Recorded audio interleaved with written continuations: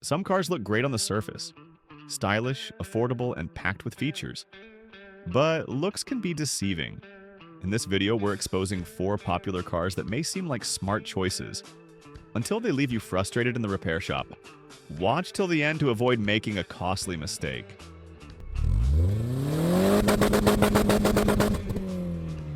The Chevrolet Malibu is a familiar name in the sedan world, often seen as a budget-friendly alternative to the Toyota Camry or Honda Accord. But don't let the badge fool you. Since its redesign in 2016, the Malibu has faced growing criticism from both owners and experts. The biggest complaint? Engine issues. The turbocharged 1.5-liter engine, found in most trims, has been reported for stalling, rough idling, and even total failure under 80,000 miles. Combine that with a shaky transmission and frequent electrical problems, and you're looking at high repair bills in a car meant to save you money. And while the interior looks sleek at first glance, it quickly reveals itself as cheaply made. Hard plastics, outdated infotainment, and uncomfortable seats, especially on long drives. Worst of all, resale value. The Malibu loses value faster than many of its rivals, making it a tough sell when you're ready to upgrade. It's boxy, it's bold, and it wears the Jeep badge proudly. But the Renegade might be the brand's biggest mistake in recent years. Marketed as a compact SUV for adventurous drivers, the Renegade is actually built in Italy by Fiat, sharing a platform with the Fiat 500X. That should already raise some red flags. Reliability is where this SUV falls apart.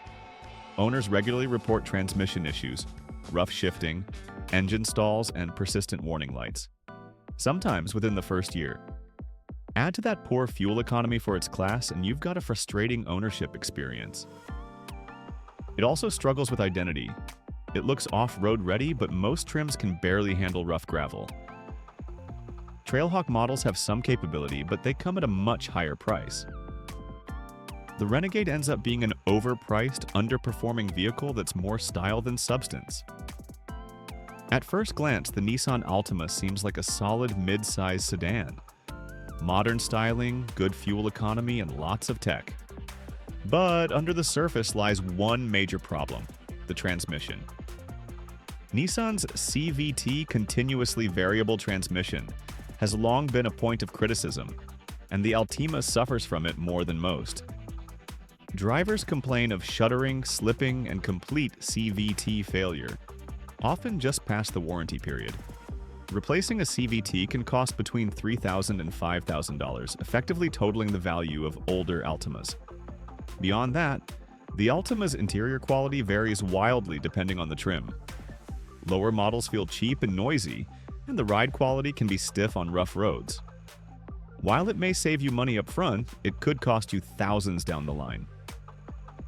The Ford EcoSport entered the US market as Ford's smallest SUV, meant to be a practical, city-friendly option for drivers wanting space without the bulk. But unfortunately, this subcompact SUV is one of the most disappointing in Ford's lineup. The base engine, a 3-cylinder turbo, is underpowered and noisy. Even the 4-cylinder upgrade doesn't do much to improve the experience. Acceleration is sluggish, and the transmission tends to hunt for gears, making highway merging feel like a gamble. Interior quality doesn't help its case either. The back seats are cramped, the cargo space is limited, and the side-hinged rear door is awkward in tight parking spaces.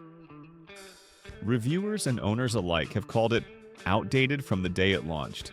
And then there's fuel economy.